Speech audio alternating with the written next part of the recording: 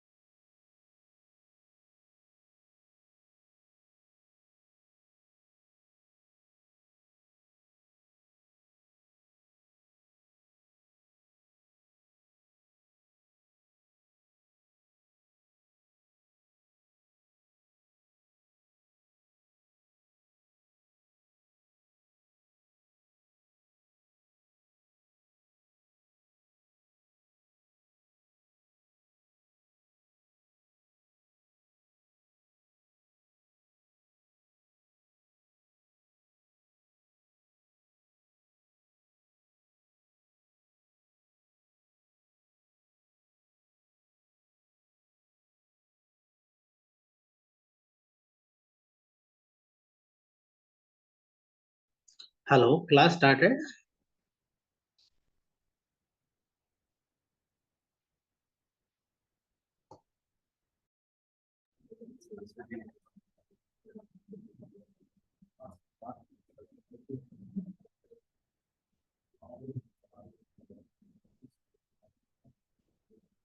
Wait a few minutes, it will start.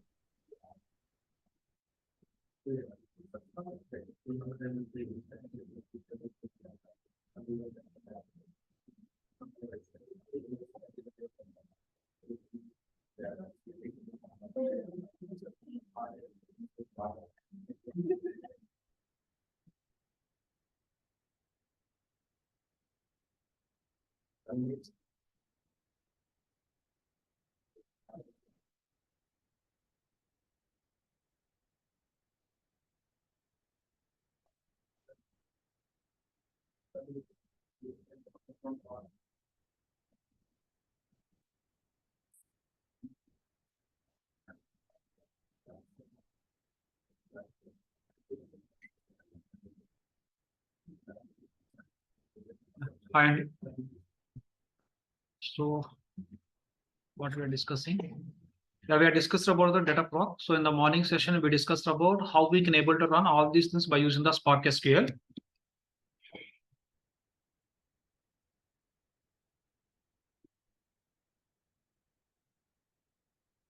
Okay, so yesterday we discussed about how to run everything by using the PySpark, and today we're discussing how to run everything by using the sparkSQL. Now tell me here from your side, what is the Dataproc? What is the purpose of Dataproc?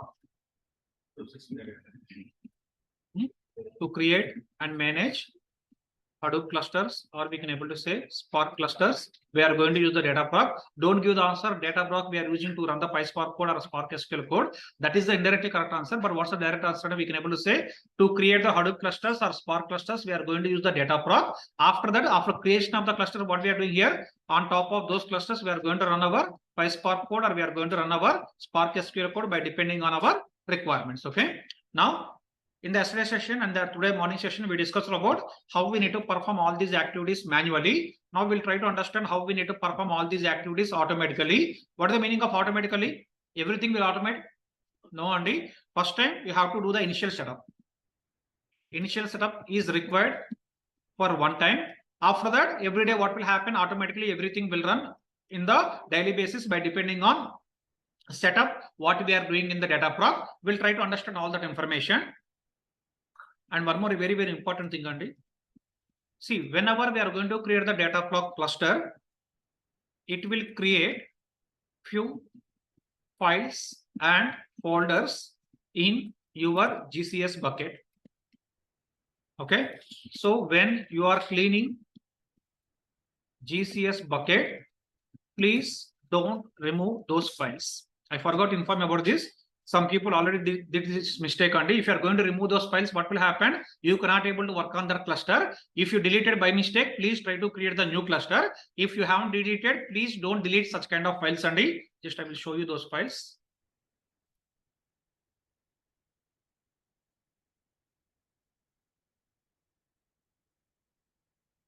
If you observe here we are having the total 4 folders.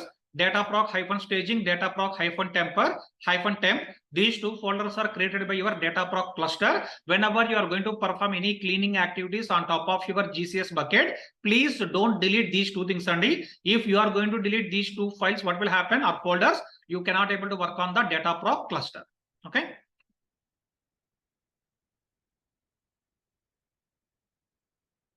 So please go to your Dataproc cluster. Everyone. In the console, please go to your Dataproc cluster.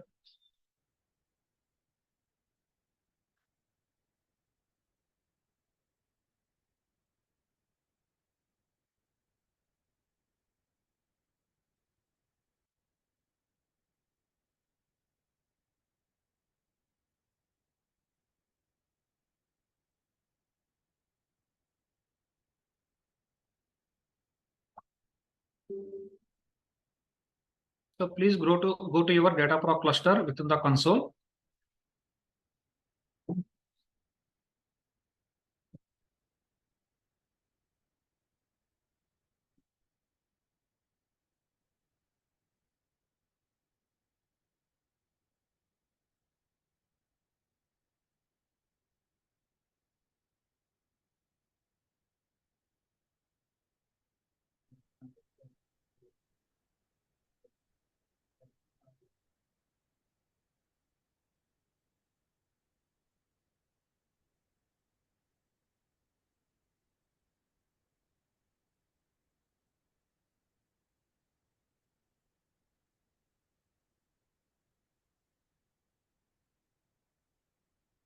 Just few seconds, and it is taking time to open the Dataproc page.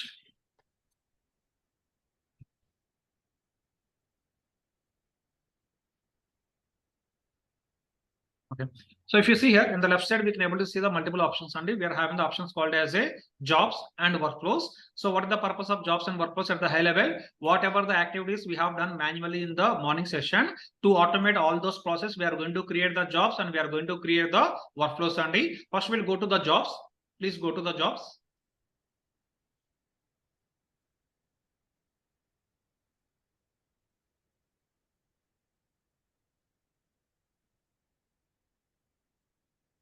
So within the jobs, here you can able to see the one button called as a submit job only. So please click on that.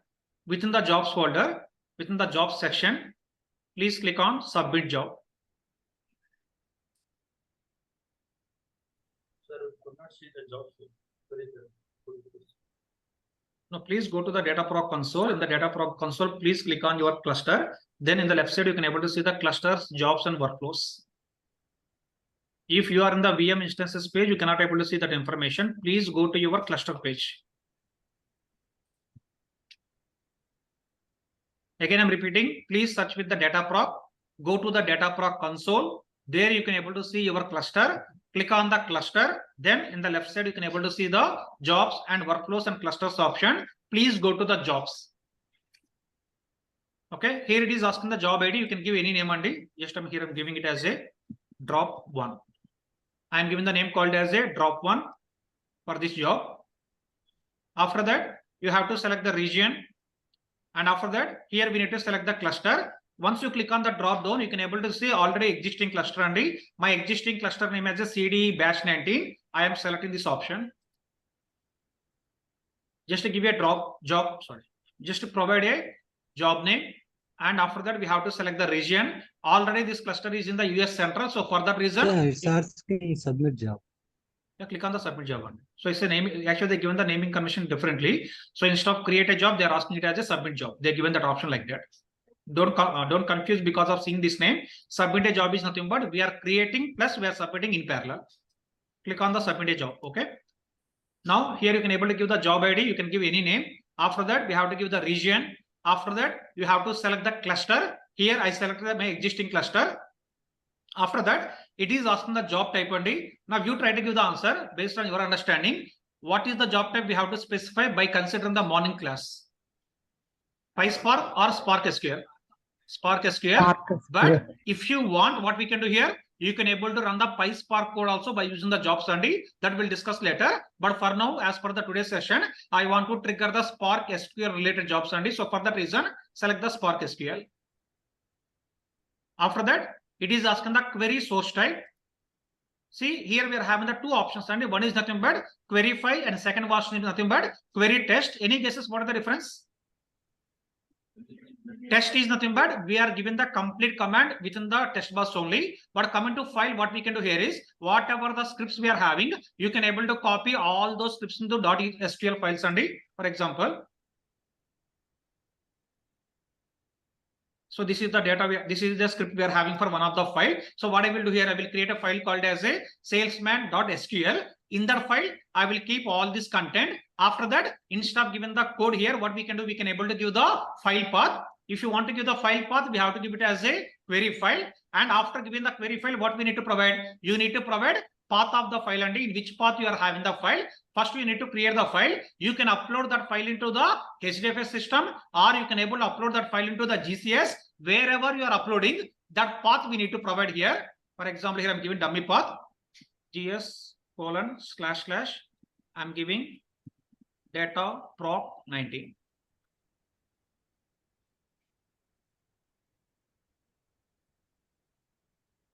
Just I'm giving some dummy name like this only. What I'm doing here, I given the option called as a query file. After that, I am given the path of the file. So in which path we need to keep the files, either in the GCS path or we need to keep it in the HDFS path by depending on our convenience only. We have to provide the path of the file. After that, no need to select any other options. Just we need to click on submit. If you click on the submit, see you will get an error. What's the error? Drop one must specify either a query or a query file. What it means indirectly? You given the file name, but still it is given the error. This is the bug I'm seeing in this page only. Actually, even after giving the file also, it is given the error. So for that reason, we cannot able to proceed further because of giving this kind of error. And if you want to see the code, if you see here, we are having the equivalent Rust code only. If you click on this, actually coming to file URL, we given the path, but what's the value it is taking? It is taking this value as a null. There is some bug in the GCP side. It's not the issue from our side only. There is some issue in the GCP side. For that reason, even after giving the path also, what is happening here? It is given the error. Now, how to proceed further? What we can do? Instead of file, just give it as a test only. Because of this reason, no need to stop here. What we can do, instead of giving the file, we are going to give the complete command as a test. With that, we can able to proceed with our operations only. Please select it as a query test. Please select query test here. Okay, now which operation will perform? We'll drop the databases and whatever the databases you created, will drop the databases. Where we are having all database information in the GCS bucket, you can able to see our database information. If you go to the Dataproc, in the Dataproc, here we are having the raw DB one database and processor DB. This is the one more database only. Whenever you are going to create the databases, it is created in the folders like this. Now, if I am going to drop the database, what will happen? From this GCS bucket, it will remove the raw DB. At the same time, it will remove the processor DB also. Now you tell me, what is the query we need to use for the purpose of dropping the database? Drop. Just give it as a drop database. I will copy this otherwise.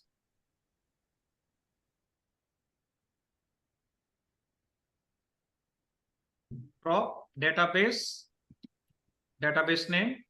After that, we need to give the cascade, because in this database, we are having already multiple tables, and if you are not going to give the cascade, what will happen? It will throw the error. So we have to give it as a drop database name cascade. Just I'm clicking on enter. In the next line, I will give the one more database and which is nothing but my processor database. Why we are dropping databases? Now we'll recreate it. So because I want to do the same operations and whatever the operations we discussed morning, I want to perform all these operations again by using the automated way, by using the jobs and workflows. That's the reason just I'm dropping the database. Drop database, second database I'm giving here. Cascade. Just for our benefit, I'm pasting these comments in the Telegram group.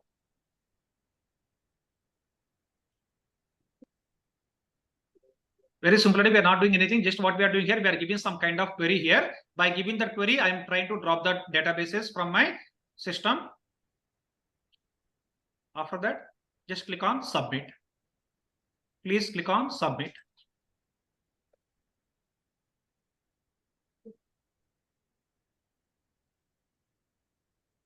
So once you click on the submit, and what is happening here is, it is creating the job. At the same time, we are submitting the job also. Submitting is nothing but it is running all those commands in the backend. With that, whatever the queries you given, it is running all those queries. With that, it is trying to drop the databases. Currently, status is showing it as a starting. Just wait for a few seconds.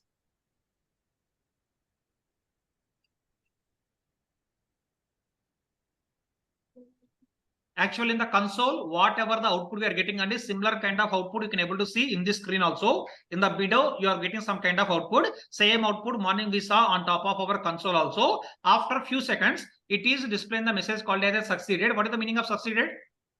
It removed the databases from your system, which is nothing but if you go to the bucket again, what will happen here? Earlier we are having the processor DB, we are having the raw DB and D. Now just I'm going to click on the refresh button. If you click on the refresh, what happened?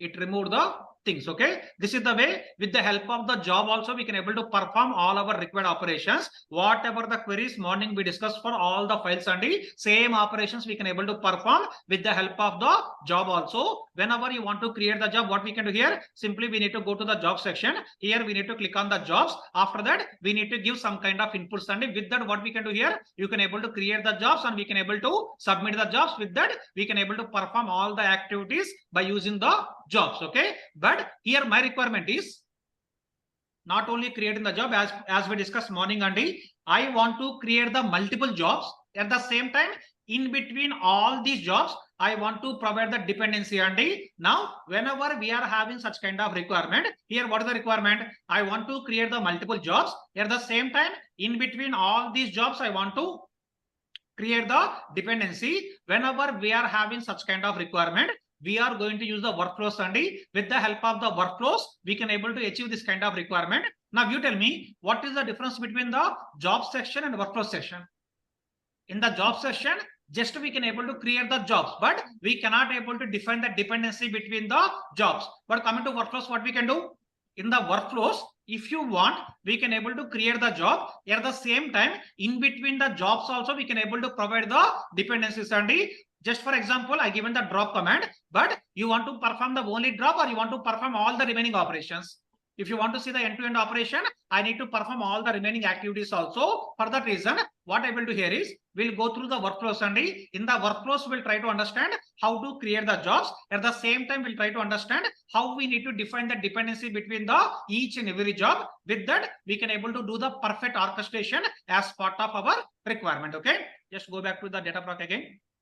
Sir, it's my side showing Google Cloud Dataproc agent reports job failure error. Might be you given some kind of wrong command. Please verify that once. Okay, sir. Yeah, I'm also getting.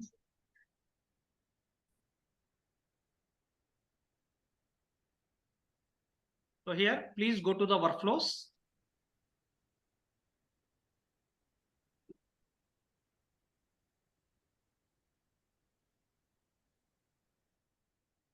Okay.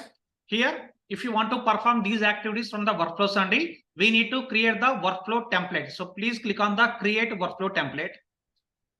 Click on create workflow template.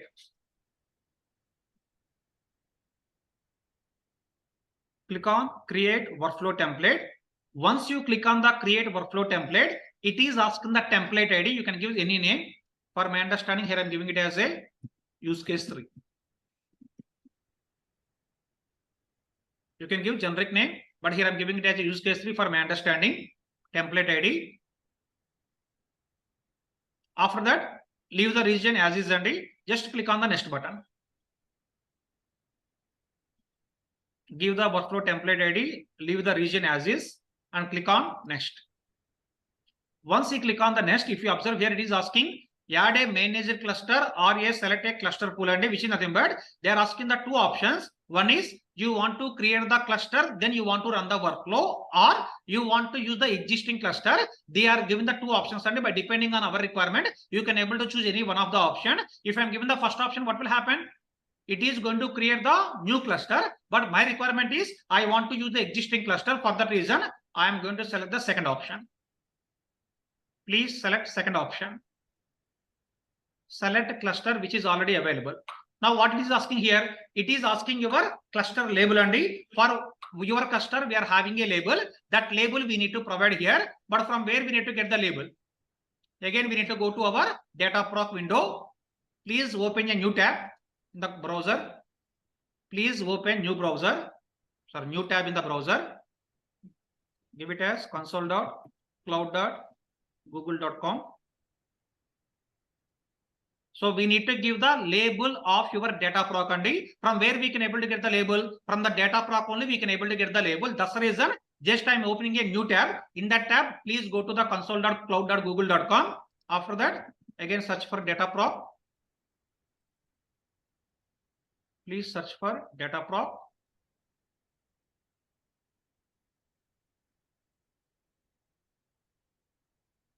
After that, please click on your cluster, whatever the cluster you want to use. Please click on that. Please click on the cluster.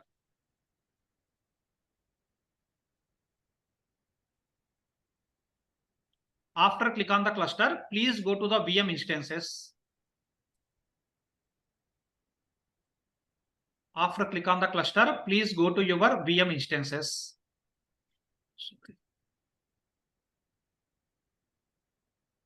Sorry, it's my bad, Andy. So please go to the configuration, not to the VM instances. Beside the VM instances, you can able to see the option called as a configuration. Please go to the configuration. Please scroll down. If you scroll down below, you can able to see the option called as a labels, Andy. Please click on the drop down beside the labels. Beside the labels, you can able to see the drop down. From here, you need to take the labels, and if you observe here in my system, I'm having the 3 labels. Out of 3 labels, I need to take the first label. Please put your mouse there. It is showing the pop-up like this. From this, please copy the complete content. Right click, copy. Go to the configuration tab. In the configuration tab, please go to the labels. In the labels, please click on the drop down. Here you can able to see the 3 labels and out of the 3 labels, please put your mouse on the first one. Then you can able to get the hamper like this. On top of this, please select all this value. Please select the value, right click, copy. Just I'm copying that into my notepad. So you have to see the value like this, Andy. Google-Dataproc-cluster-name. Please verify this once. You have to take it as a Google-Dataproc-cluster-name. With this name, it need to provide the cluster. And this is the label.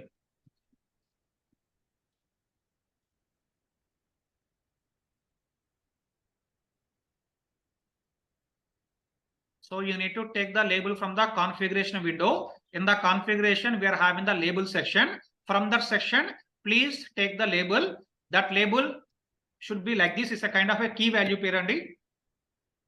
Should be a kind of a key value pair. Now tell me, in your system and in my system, key would be same or key would be different? Everywhere key would be same only, but what is going to change? Value will change. In my system, I given my cluster name as a CDE batch 19. In your system, might be you are having some different name. This will change, but this value will not change for everyone. And key value would be same for everyone. And one thing, if you observe here you can able to see the space, and please remove the space. After the colon, you can able to see the space. Please remove the space. Please follow my instructions clearly. Otherwise, you will get the errors as part of doing your practicals. Take the label, copy paste into the notepad. Here beside the colon, you can able to see the space. Please remove the space. Now copy the complete label. Now where we need to go? Any guesses? We need to go to our previous workflow tab, Andy. Please go to your previous workflow tab. So why we are doing all these operations? As part of creation of the workflow, it is asking the label. For that reason, we went to the Dataproc, we went to the cluster. From there, I taken the label. That label value we are giving here. If anyone facing any issues up to here, please let me know. We are not doing anything, and just we are collecting the label. That label information we are giving as part of our workflow template.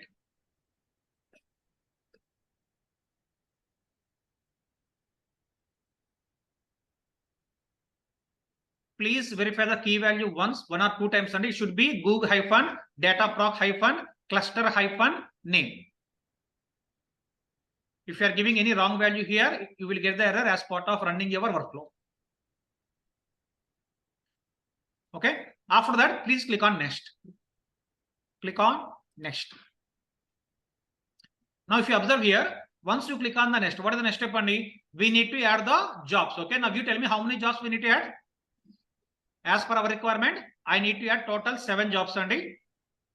First one, I want to drop the databases. After that, five different files. I want to create the 5 jobs. After that, for target table, I want to create the 1 more job. So indirectly, how many jobs we have to create? You need to create total 7 number of jobs, Andy. For that reason, here click on the add job first. It is asking the job ID. For my understanding, I'm giving it as a drop. By seeing the name, you can able to understand this is the job for the drop databases, Andy. After that, what is the job type? Just say sparkSQL. After that, query source type we have to give. Here I've given the type as a file or text. If you are given the file, it is given the error because in the GCP side there is a bug, Andy. For that reason, instead of file, I want to give it as a test. Please give the test. Query test. After that,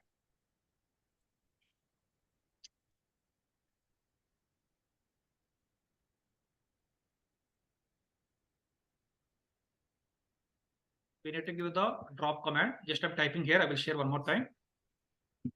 Drop database name.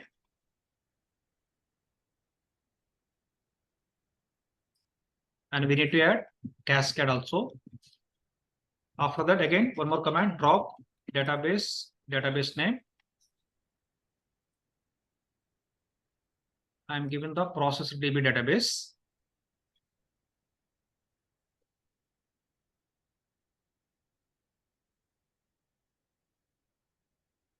And I'm giving cascade. Okay.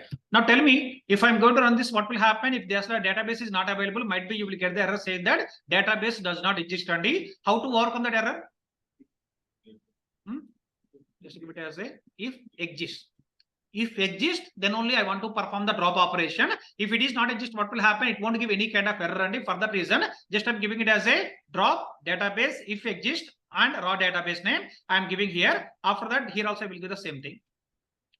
Drop database if exists. Then we are given this information. Just I will put in the Telegram group. So please take this. Drop database if exist. Then I'm given the database name and cascade. I'm copying both the comments only. Before we already dropped these two databases. Yeah, correct. That's the reason just I'm given the if exist. What is the meaning of if exist? If it is existed, then only it is going to drop. Otherwise, it won't drop anything. And also in workflow, we are doing both jobs process and workflow process. Yeah, correct. What is the meaning of workflow, Andy? So in the workflow, we are going to create the jobs. At the same time, in between the jobs also, we are going to define the dependencies. So then when we use jobs? If you want to run a particular job, only single job, then you can go for the jobs. But if you want to run the multiple jobs together by applying the dependencies, then we need to go for the workflows. If we run multiple jobs in jobs, then we have to do each one every manually. time. Yes, correct. Okay. Can't we call it directly after creating the job? Sorry, can you repeat? We will create a lot of jobs and then we will call them together. Is that possible? No, that option is not available in the workflow. We have to create the jobs manually here. Okay. Yeah. So see here, just we are given the job name. I'm giving it as a drop. After that, we are given the job type. I'm giving it as a sparkSQL. After that, we are given the query source type as a query test. And after that, we are given the drop comments here like this. After that, please click on add. See, if you click on the add, what is happening here? It is adding the one of the job called as a drop job only. Now, in the same way, you need to create the other jobs also. Click on the add job one more time. Now, my requirement is I want to load the data into customer underscore LO table, London table. I am given the customer underscore LO. After that, again, job type is sparkSQL. Query source type is test. Coming to query test, what we have to give? If you remember, morning I given all the queries, right? So please from those queries take the information. And if you see my notepad, I given stars. I enable the color. With this, what I can able to understand? This whole query is for one table. This whole query is for the second table. For that understanding, I given the stars. After that, I enable the coloring like this. And otherwise, what will happen? As part of selecting, might be you will select next line also, it will create the problem to you. That's the reason, whatever the queries are related to the customer underscore LO, only copy those queries and paste it into the respective text box. Morning, whatever the queries we are discussing, for each and every table, we are copying that information into our workflow text box.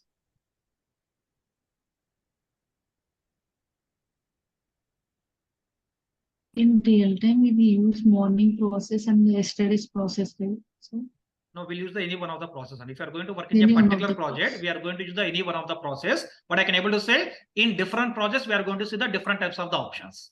But we don't know, right, in which kind of projects we are going to work in the real time. This console also. Yeah, this also. Yeah, correct. This also. See, I created the one more job called as a customer underscore LO only. In the same way, from your side, please try to create all other jobs also only. For every table, you have to create one job. Please try to create all the jobs with the proper information. If you are doing any kind of mistakes as part of execution, you will get the errors. Unnecessarily, we need to waste the time. That's the reason.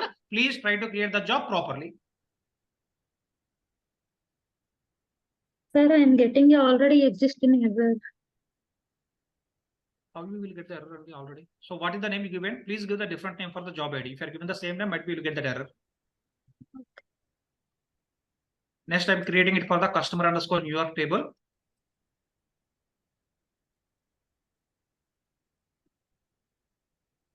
Give it as a query test.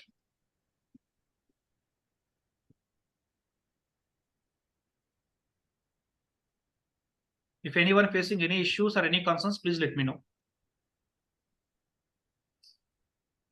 Are we discussing any new thing? Nothing new under here. Only we are discussing the workflow. Within the workflow, just we are copying all our required queries, except that we are not doing any activities.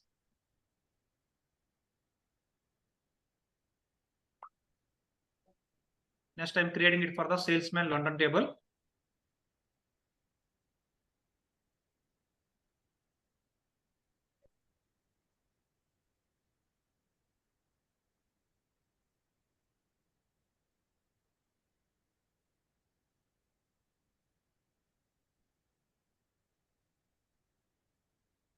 Don't ask me the question, sir, from where we are getting all these queries and from where we are getting all these queries. Morning in the Telegram group, already I shared all these queries and I asked you to copy paste all these queries into your Notepad++. With that, what will happen? Now you can able to perform these operations very easily.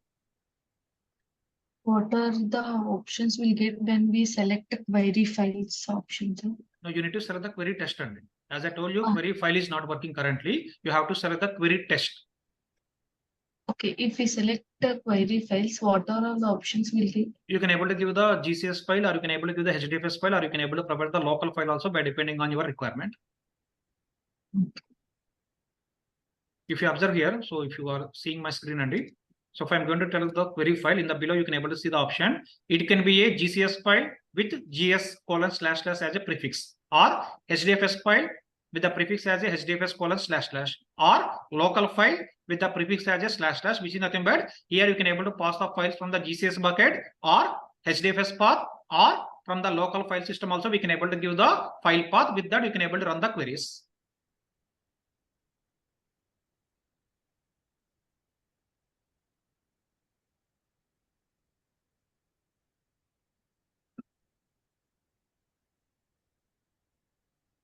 So I'm creating it for the orders also.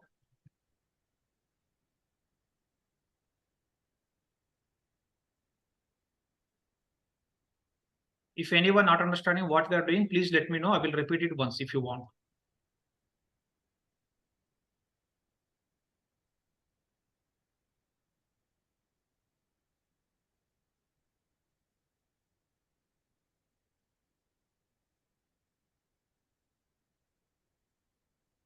So I added the jobs for all the 5 JSON related tables and customer London table, customer New York table, salesman London table, salesman New York table. After that, orders table. For all the tables, I added the jobs. Now last one I'm adding, which is nothing but result summary table.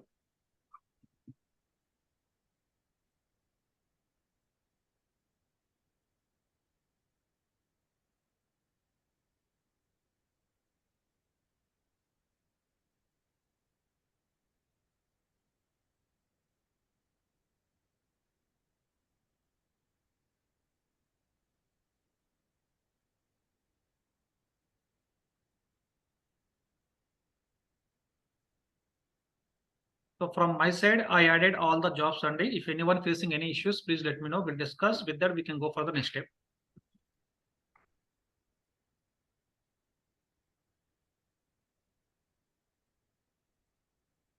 Any confusions also, please let me know. I will explain the topic one more time if you want.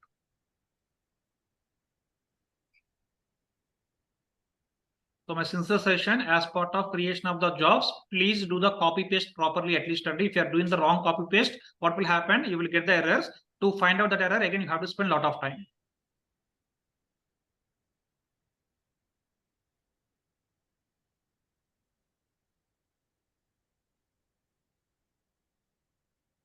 So when I am creating job, it's showing errors. What's the error? First job a drop on is errors. Yeah, what's the error? I'm asking. What is the error you are getting? Can you please read that error? Google Cloud Dataproc agent reports job failing. No, you have to select the proper options, and I'm not sure what is the option you're selecting.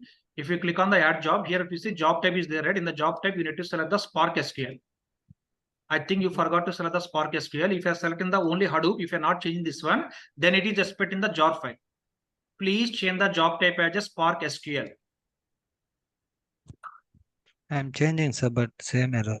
In the query source type, what you given? Source. What's your name? Can you please tell me? I will. Manohar. Share. Manohar Yadav. Yes, sir. I given the permission to you. Can you please share your screen? 。 . 。 . 。 . 。 . 。 . 。 . 。 . 。 . 。 . 。 . 。 . 。 . . 。 . . . 。 . . 。 . . 。 . . 。 . . 。 . 。 . Yes, sir. 。 . 。 I given the permission to you. Can you please share your screen?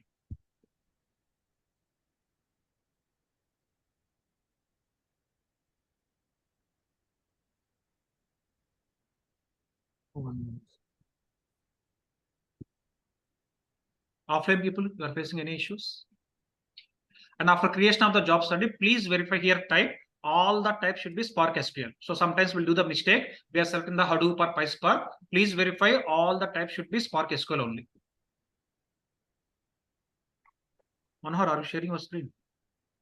Yes, sir. I'm not getting Sir, anything. sir, if you want to edit the added jobs, No, you cannot there's able to option. edit only. You have to remove that job and you have to create the new job again. Sir. Okay. It's visible now, sir. Yeah, I'm able to see. Okay, please continue now. In the query test, give the query only.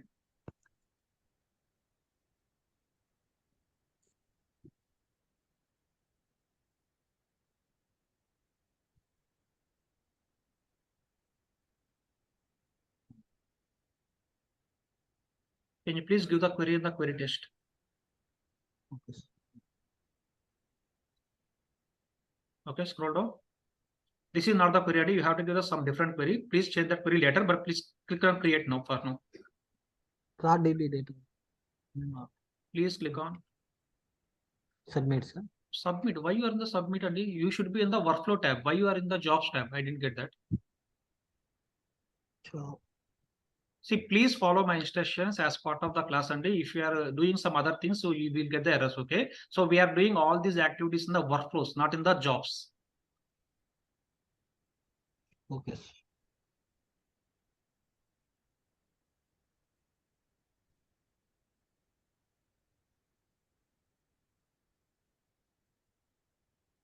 So it's a kind of a basic mistake, Sandy. So please don't do the basic. If it is kind of a real mistake, we can able to spend the time.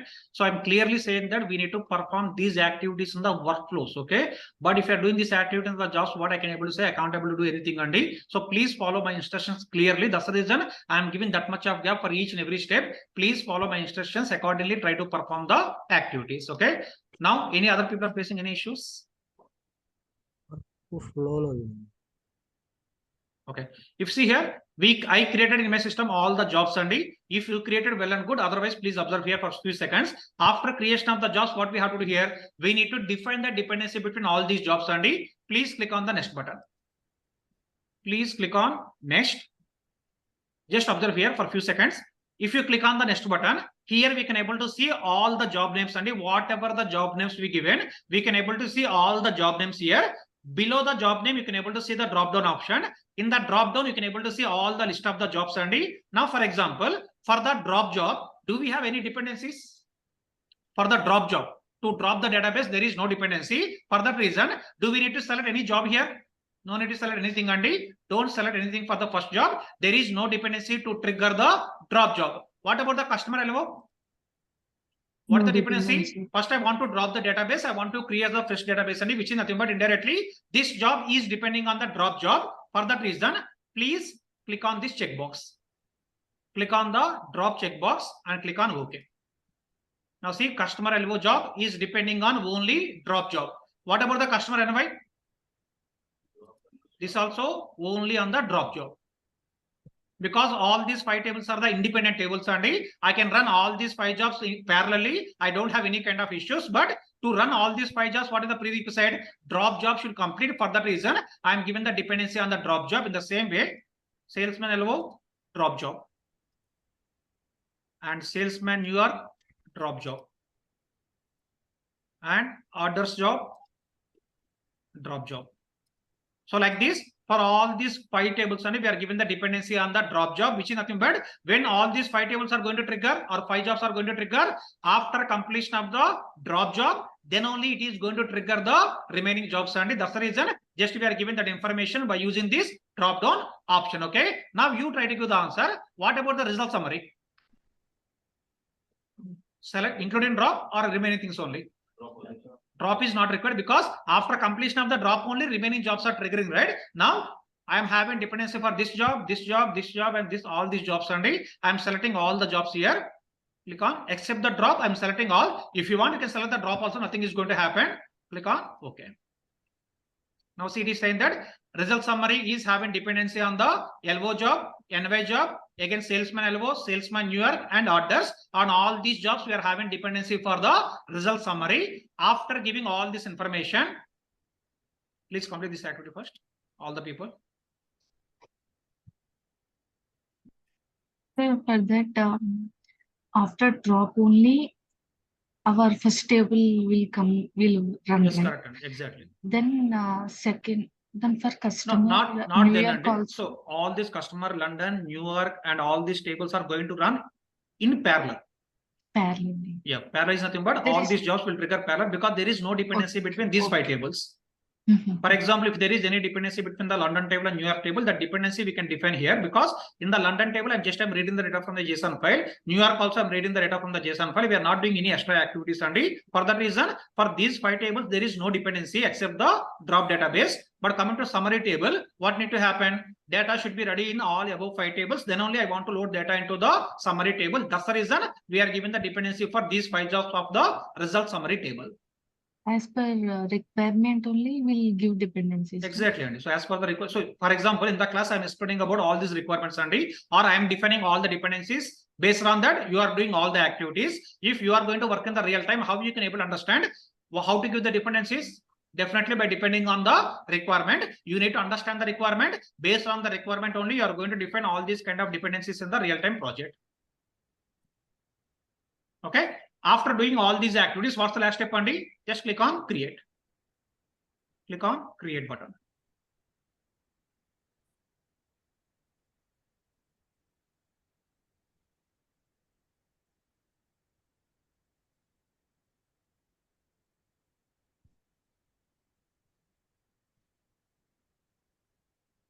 Okay, so once you click on the create button, here you can able to see your workflow templates. And what is my workflow template name? Use case 3, that is my workflow template name. Now, beside that, you can able to see the option called as a run option. If you see here, how many total jobs we are having in this workflow? Total 7 jobs. You are working on the existing cluster or you are working on the new cluster? I am working on the existing cluster. Like this, we can able to see the workflow and we can able to see the workflow information. After having all these things, Andy, please click on the run button. Beside your workflow, you can able to see the run button under the action. Please click on that. It is asking the confirmation. Please click on run one more time.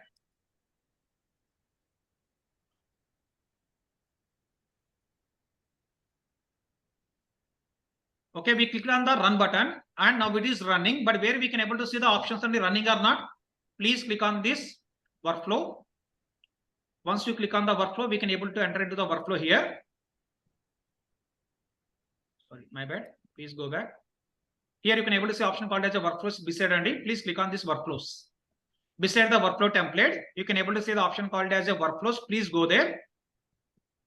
Here, my workflow is currently running by using the workflow ID. Please click on that.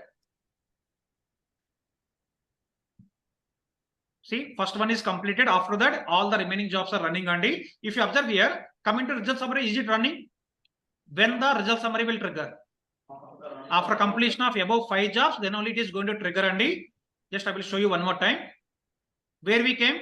We came to the workflows. Earlier, we created the workflow template in the workflow template tab. Now, if you want to see the workflow is running or not, you need to come to the workflows tab, Andy. Whenever we are going to trigger, for every run, it is going to create the workflow ID. But by seeing the workflow ID, how we can able to understand which workflow ID is for our workflow?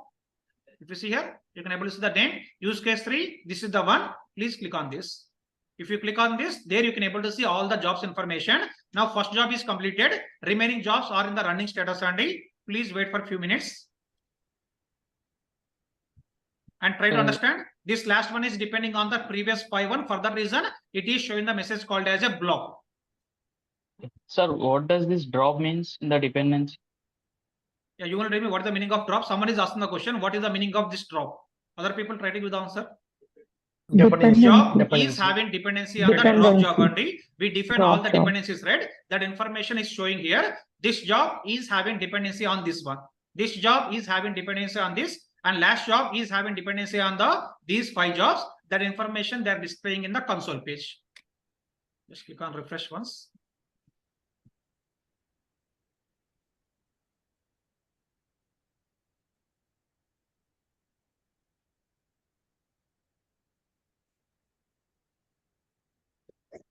Now see, all these 5 jobs are completed. After that, it triggered the last one.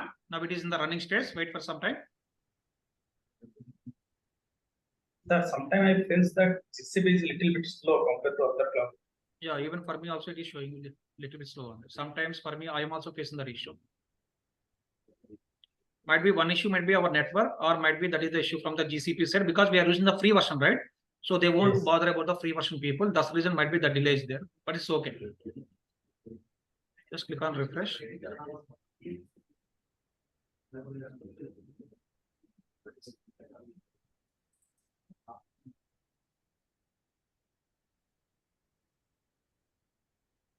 Okay, if you observe here, Andy, I am seeing all my jobs are successfully completed. Now, for example, if you are getting any kind of errors for any reason, if you are getting any kind of error, that is very important, right? How we need to analyze the errors or how we need to understand the errors, Andy. Very simple. Beside your job, you can able to see the job ID. For example, if my salesman and my job got failed, what we can do? Please click on that job ID. If you click on the job ID, from the workflow, we came to the running state. From the running status, we are jumping into the individual workflow only. Now, in this individual workflow, you can able to see what is the error. It is loading. Just wait for some time.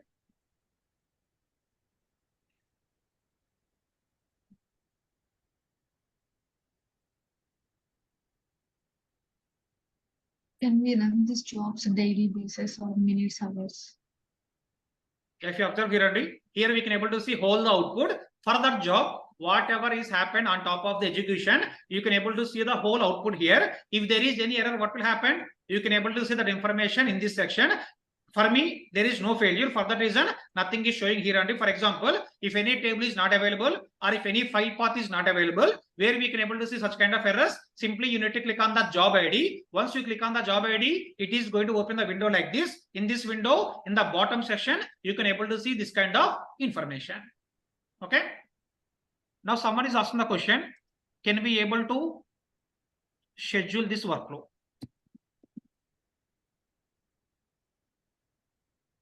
That option is not available in the Dataproc.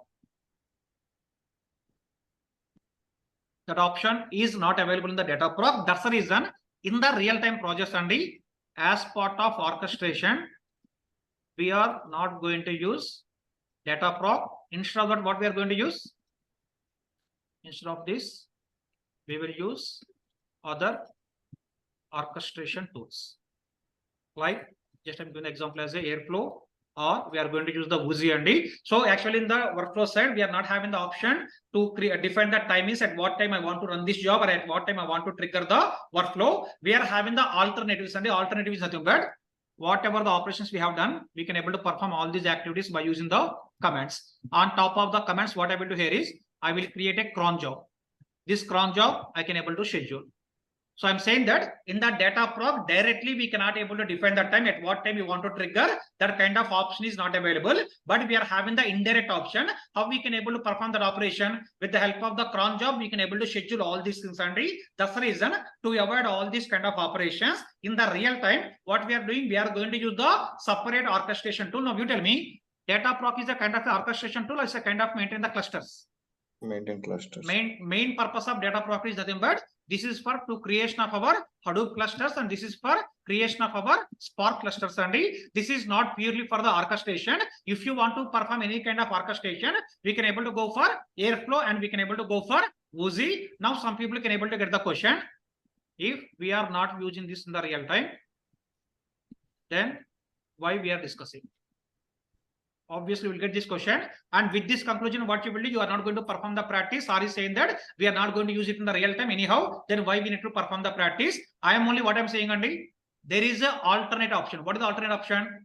By creating the cron job on top of this workflow, we can able to perform the scheduling activity. For example, you went to the X company. In this X company, they are following this approach. Then what you will do? That's the reason. Don't think that whether we are using in the real time or not using in the real time, and whatever we are discussing in the class, please try to perform the practice, because as part of interviews, they will ask a question, and can you please tell me how we need to create the workflow templates, or what is the purpose of the workflow, or what is the purpose of the job, and now tell me when you can able to give the proper answers, by listening or by doing the practicals. By doing the practicals, you can able to give the answers confidently. For that reason, whatever we discuss in the class, please perform all these activities as part of your practicals. Okay. Now this is the way you can able to understand if there is any error on top of your jobs and just click on the job. With that, you can able to find out the error. With that, you can able to resolve the things, and with that, you can able to rerun the workflow by depending on our requirement. All these are the things we need to understand as part of our workflow.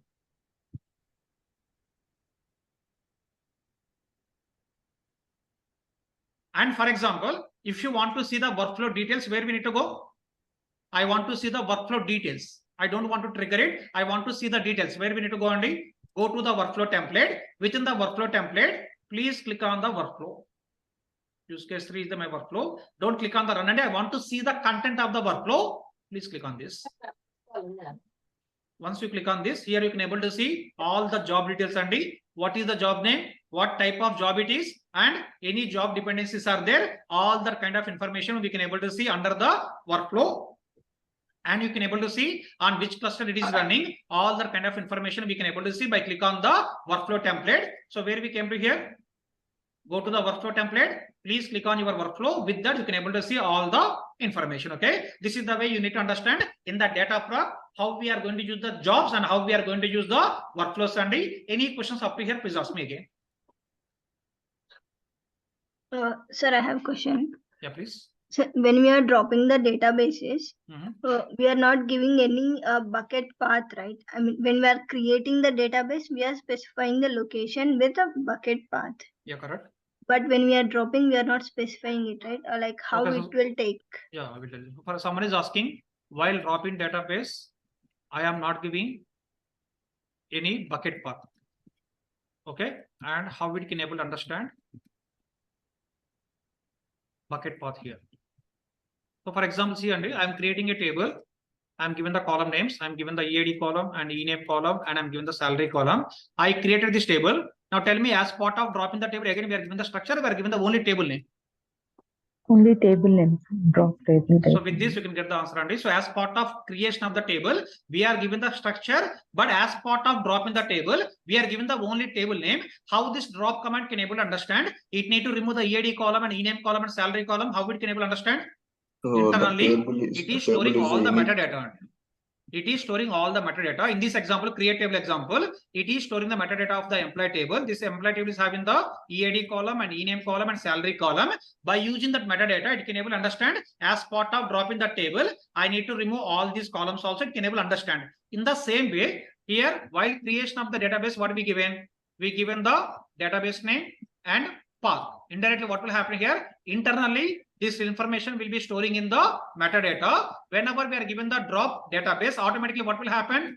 It will go to the metadata. In the metadata, it is trying to understand what is the path of this database. With that, it will remove that path automatically. For that reason, we are not given the bucket path as part of dropping our database. Is it clear?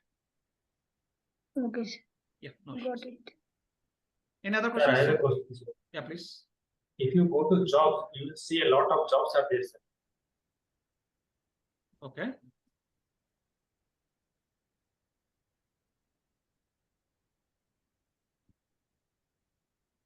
And I think those jobs were created for workflow. Those jobs, sir, I didn't get that. Can you repeat that? Those jobs created for workflow. I think those jobs are Yes. present here. It's not a job ID, it's a job ID. If you observe here, we are having the job ID. Whatever the jobs are running in the workflow, all the job IDs information is Okay. capturing into the job section. Okay. Okay. Yeah. Any other questions? Sir, in real time, after when we use the Dataproc clusters, so we need to integrate with the Airflow, sir, for scheduling and monitoring. Yes, exactly. Correct. In the real time, we are going to integrate. That is the one more topic we are going to cover in the coming classes, Sunday. Integration of Airflow with Dataproc by using BigQuery. That we'll discuss in the coming classes. But for now, forget about the Airflow for some time, Andy. Just to focus on the Dataproc cluster. But coming to your question, answer is yes. By using the Airflow, we are going to integrate with the Dataproc and other services. With that, we are going to trigger the end-to-end pipeline in the real-time projects. Okay. So to understand that, we are going in the step by step. And once you understand the Dataproc, so with this knowledge, we are going to perform the activities by using the Airflow. If I'm going to directly discussing about the Airflow, you will get the confusion, right? For that reason, first we are discussing what is Dataproc, how we are doing the scheduling activities in the Dataproc. With this knowledge, our Airflow classes will become such a very, very simple. Okay. Any other questions up here? Okay, sir. Sir, Do we create a database in One second. tables? Just 1 second. Offline people are asking one question. Yep. Sir, in real time, we are monitoring the job in there or some other party tools. No, we are going to use the different tools and we are having the different like Airflow is there, right? So by using the Airflow, we can able to monitor all the jobs. Okay. Yeah, online people, please continue. Somebody is asking the question. Do we create a databases and create tables? Yes. I mean, data At least engineers. in the lower environment. In the lower environment, we need to create the databases and we need to create the tables and it. But if you are going to work in the higher environment, we are going to provide the scripts to our DevOps people, or we are going to provide the scripts to the database administrators. They will create the tables. Okay. But in the lower environment, we ourselves have to create the tables. Okay. As we are taking the manually file from JSON file from the bucket. So let's say our upstream application is continuously placing the files in the bucket. So here how we are extracting the files in a regular intervals, or are we running any job to You are extract saying and in the buckets, you are getting the data files regularly? yeah. Regularly in the sense daily or weekly or monthly or hourly? Yeah, daily at some time they will place file. So how we are so from there we can create a table, right? Yeah, we are going to schedule the Just see. No, that we tell followed me process. every day are we going to create the tables or it's a one-time activity? Table creation is one-time activity, but file pushing, they will push the file daily, right? Yeah, correct. So Then that is why we need to perform the only load operation, right? That load operation, we are going to create a job. Okay. And this job we are going to schedule. For example, every day morning at 10 a.m. you are going to get the file ID. So at 10 a.m. we are going to schedule the job. With the job, what will happen? It will read the data from the bucket and it is going to read the data and it is going to perform the load operation. So if you are saying that every day morning, for example, 10 a.m. you are going to get the data, then how we can able to perform the loading operation? What I'm telling here, with the help of the jobs only, you are going to perform those kind of activities on the daily basis.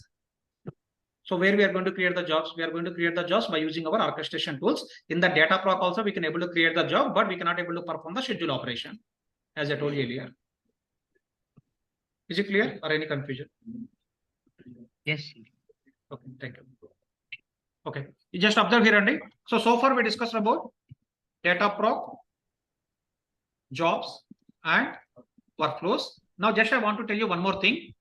Actually, till now, whenever you want to perform any kind of operations by using the sparkSQL, what we are doing here, we are coming to the sparkSQL prompt.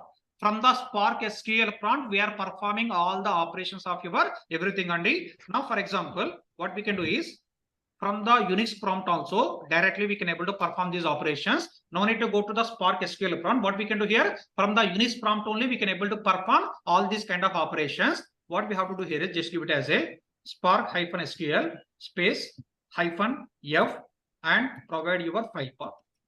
So what I'm doing here, just I'm going to submit a job only. So how I'm going to submit the job? So this is a separate topic. Don't confuse with the jobs and workflow. Jobs and workflows are completed. Now we are discussing about the one more topic, and which is nothing but how we can able to run the file script by using the sparkSQL command. Just we have to give it as a spark-SQL. After that, give the -f. After that, give the file path. With this, what we can do here? We can able to run the sparkSQL related commands from the Unix prompt only. What is the meaning of Unix prompt here? Just 1 second.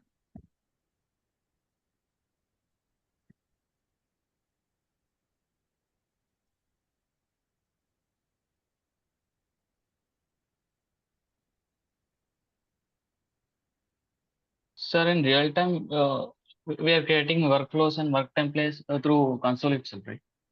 Now, by using the Cloud SDK also, we have to do that activity.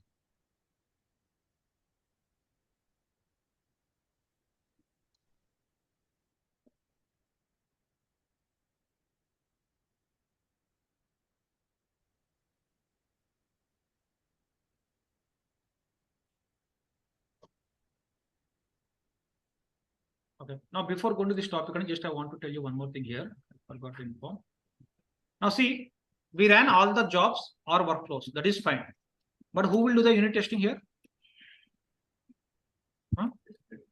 As a developer, is your responsibility, right? So, what are the unit testing we need to perform here? Try to give the answer. As part of unit testing, what all are the things I need to verify in this whole use case?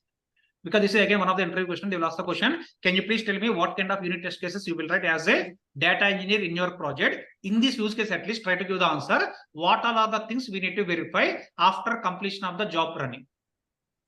First of all, we have to check whether the database is created. Databases are created or not. How we can able to check this? From the console or from the cloud SDK? From the cloud SDK, how we can able to check this? Just give the command called as a gsutil space -ls space your path bucket path, and with that you can able to verify whether databases are created or not. This is the one thing. After that, tables are created or not. Within databases, verify all 5 tables are created or not. What next? We have to give the select Within database, verify your process related tables are created or not. Okay. After that, verify the structure of the tables, because we are creating the table, so we need to verify structure is coming properly or not. What is the meaning of structure? Column name, data type, length, all this is we need to verify all this information. What else? What's the main thing? We need to verify the data of the tables. How to verify the data? Just to open the file manually and give the select star from the table, you are going to get the data. That data we need to compare against with our file. But if you are going to have the lakhs of records only, we are going to verify all the records, or we are going to perform the only sample testing. We are going to perform the sample testing because in the real time we are going to deal with the lakhs of records only. You cannot able to validate all the records. For that reason, we are going to perform the sample testing. After that, verify the count validations. What's the meaning of count validations? In the file, if you are having the 1,10,000 records, in the table also how many records you need to load? You have to load the same 1,10,000 records only. We need to perform that kind of validation. And one more last thing, in summary table, verify the data by considering our transformations or requirements. Indirectly, I can able to say, as part of unit testing or as a developer or as a data engineer, you need to verify all these kind of things. And if you want to verify, we need to verify databases are created or not, and we need to verify all the tables are created or not, and we need to verify all the process tables are created or not. We need to verify the structure, we need to verify data, we need to verify the count, then we need to verify in the summary table whether data is loading properly or not by using our transformations and requirements. And all these are the basic validations we need to perform as a developer or as a data engineer in our real-time projects. Okay. Now tell me how we are going to perform the count validations. Select count of star from the table. Can we able to use the minus operator here? No, because our source is a file or our source is a table. Source is a file. On top of the file, you cannot able to perform the minus operation. Now your file is in the Unix box. So I want to understand how many number of records we are having in the file. What is the command we need to use? Difference. The Unix file. No, in the Unix box, I want to understand how many number of records we are having in the file. WC minus L. WC minus L file name. With that, you can able to get how many records we are having in the file. That count should match with our select count star from the table. With that, you can able to perform the count validations. And so these are the some basic test cases we need to write as a developer as part of our real-time projects. Okay. Now we'll try to understand what is this sparkSQL. And so from the Unix prompt also, what we can do here, you can able to run the, or you can able to submit the sparkSQL application. For this, what we will do here is, we are going to create the files.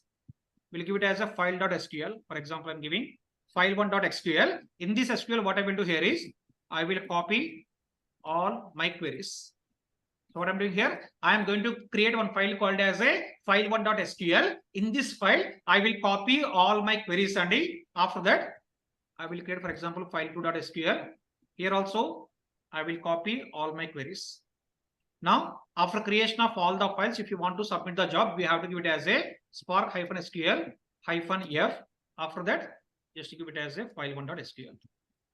And if you want to run the second one, give it as a file2.sql. So this is the way simply we can able to submit the SQL files. And morning what we did, we connected to the Spark SQL prompt. In every prompt, we are going to run all these queries. Might be you are running all the queries at a time, or you are running the one by one query. And but I know for this orders table, I want to trigger all these commands at a time. Then what I can do here, I will put all these commands in a single file. I will give that file as input to my Spark SQL -f and d. With that, what will happen? You can able to simplify the process as part of your running the queries also. That is the one more option we are having. Just we'll try to see that option. Now you tell me, as per our requirement, how many files we need to create now? How many files we need to create? 5 or 7? You have to create 7. What's the reason? First one, I will create it as a drop.sql. After that, customer_lo.sql. After that, customer_ny.sql. After that, salesman_lo.sql.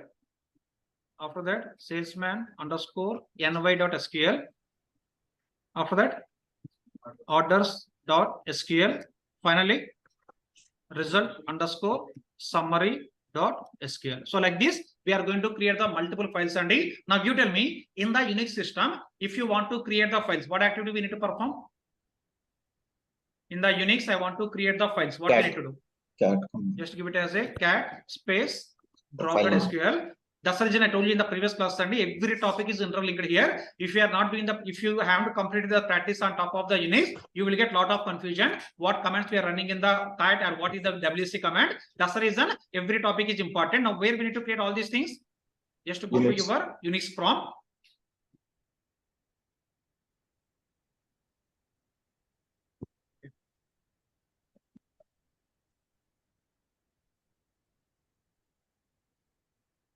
Okay, so please go to your Unix prompt, and in the Unix prompt, create a folder called as a scripts folder. Please perform this activity.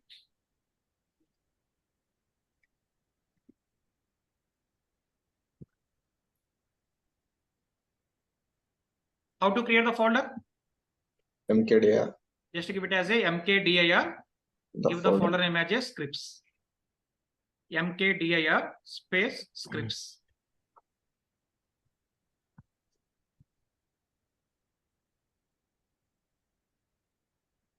In your Unix path, please create a folder called as a scripts folder. And go to the scripts folder by using the cd command. Cd space scripts. Create a folder. You can give any name, and just for understanding, I'm saying that give it as a scripts folder. Within that, go to the scripts folder by using the cd command. Cd is nothing but change directory. Now here I want to create the scripts, and if you want to create the script, cat greater than, you have to give the first one is drop.sql. Click on enter. Now what is the query we need to pass? Whatever the drop query we discussed morning, so same query we have to give it here.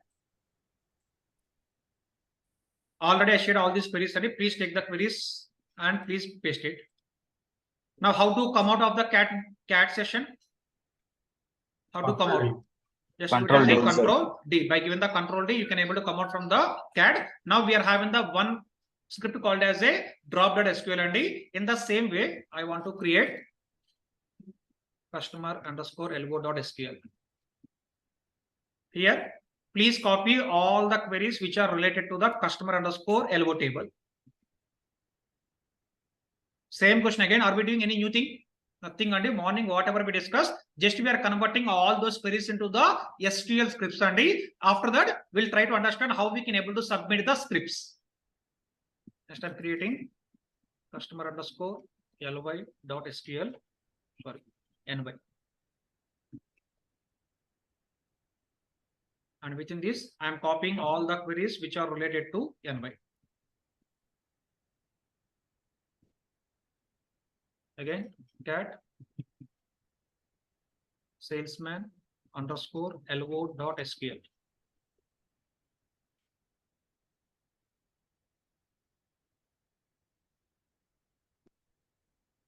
Next, cat salesman_ny.sql.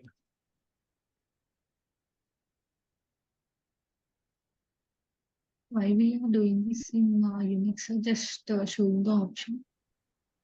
Sorry, Usage. Why we are doing this in Unix? Just show. No, this is the just one show more. the This is the option. no. This is the one more way of running our jobs in the real time. That's the reason we are discussing that. After console, we have to run this Yeah. in this Unix. Yes.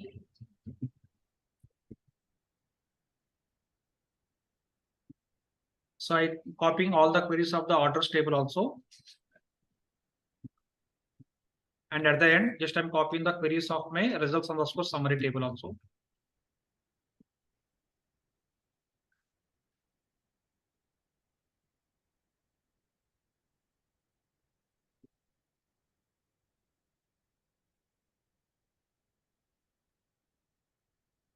See, total I created the around 7 files and drop.sql, customer LO, customer envoy, salesman LO, salesman envoy, and orders.sql file. And finally, I created the results underscore summary.sql. So like this, just I created the 7 different files. Why we are doing this activity? Very simple. Instead of running one by one query, what we are doing, Andy, for every table, we are copying all these queries into the single SQL file. Now, for example, my requirement is I want to load the data into the result summary table. What I can do here?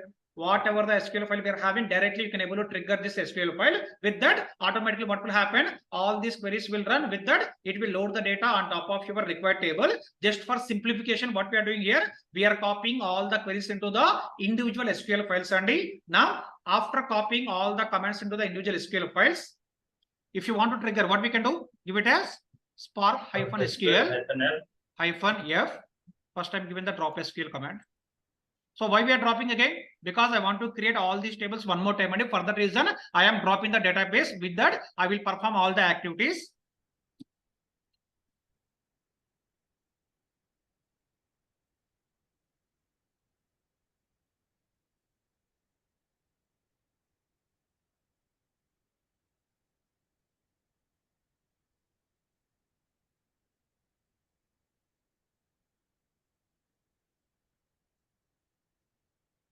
Okay.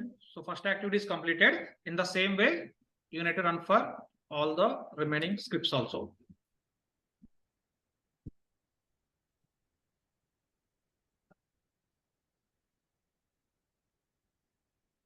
So you want me to run all the things, or you will check it later?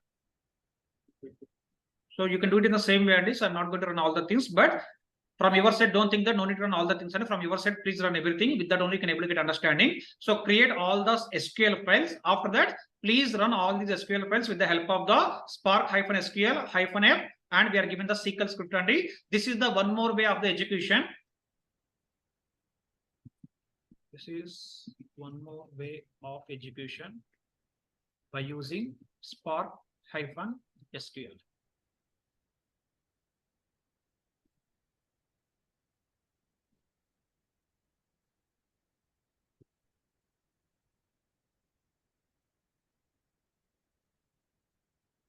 So this is the one more way of execution by using the Spark SQL. But tell me here, as part of running all these commands, and we are in the Unix prompt, or we are in the Spark SQL prompt?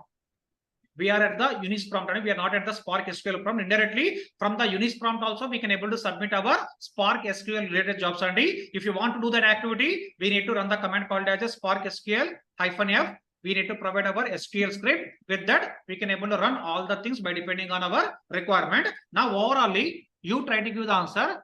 How many ways we solve our use case 3? Try to recap all the things, whatever we're discussing from yesterday, and try to give the answer. How many ways we solved our use case 3? First approach? PySpark. By using PySpark. Second approach? PySpark. By using Spark SQL from the prompt. Third approach? Unix. Spark SQL from the Unix by using CloudProp. prompt. Fourth one, by using the same Spark SQL, but Unix prompt.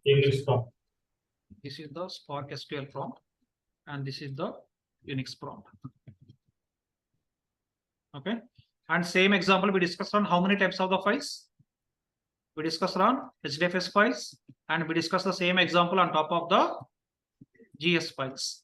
And as part of this whole example, we discussed about JSON files loading, and we discussed about Parquet file loading. Indirectly, I can able to say with the yesterday session and today's session, we cover the multiple real-time scenarios. And after completion of the class, you need to analyze like this. What are the things we covered as part of the classes? This is the whole summary. I can able to say what we covered as part of our use case 3. Okay. Any questions up to here? Please ask me again.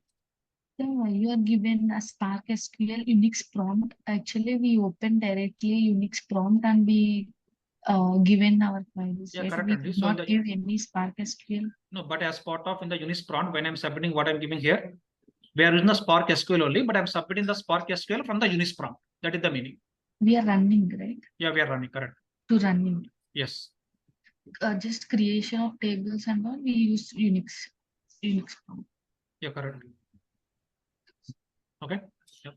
Any questions? If no questions, Andy, so that's all for today. So we'll meet you in the tomorrow session. Yeah, please. One question. Sir, we can run those SQL scripts one by one.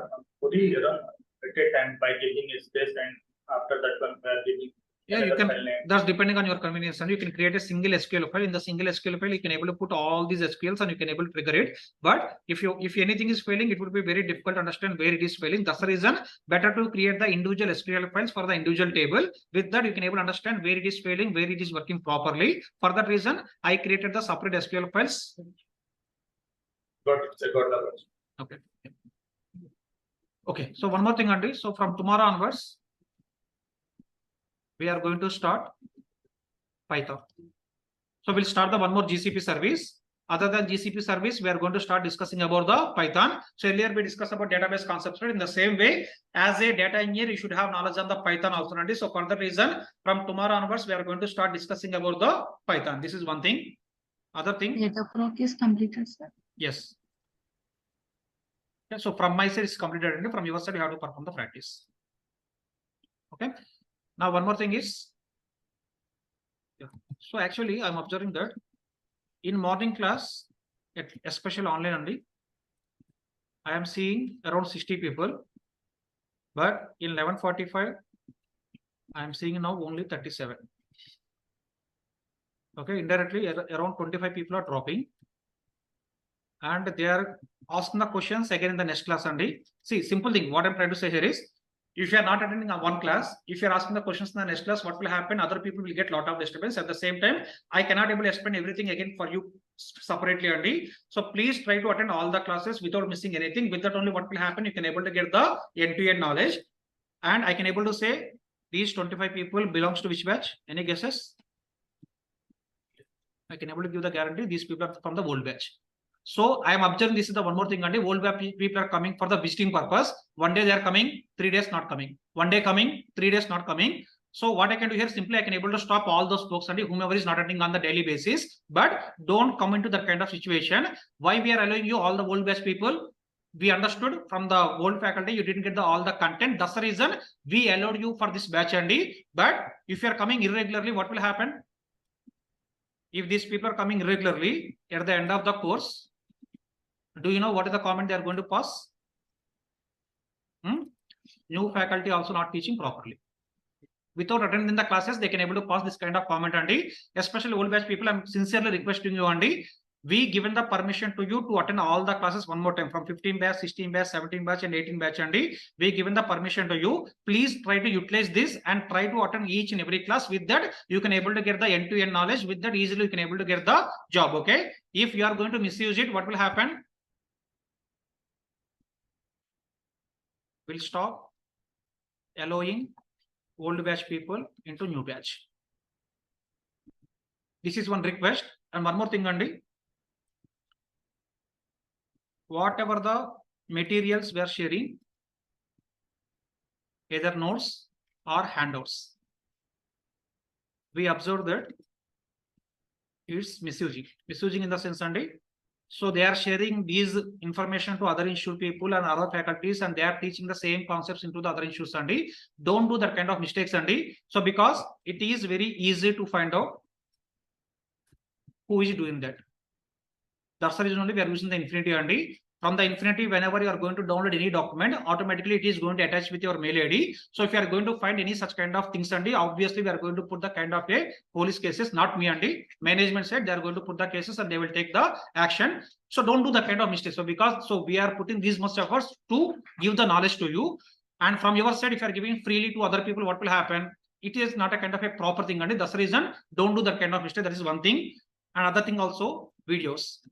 What we observed is some people are sharing videos to other people. So this also we can able to find it out very easily, Andy. If you are doing that kind of mistake, what will happen? Simply we are going to remove the access for you.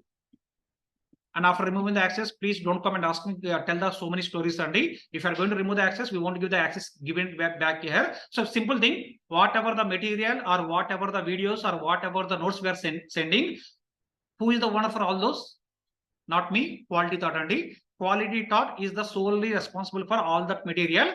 If that material is going to misuse anyway, what is going to happen? Management said they will take some kind of serious action. They asked me to convey this information to you folks, Andy. Might be you are assuming that if you are doing any such kind of things, other people cannot able to find it out. But in the management people, they are having so many other people in the other issues, right? Definitely they can able to find all this kind of information. Whatever the information we are sharing with you, please use that information properly. With that, you yourself try to get the job, Andy. Don't try to misutilize all this kind of information. Is it clear? Okay.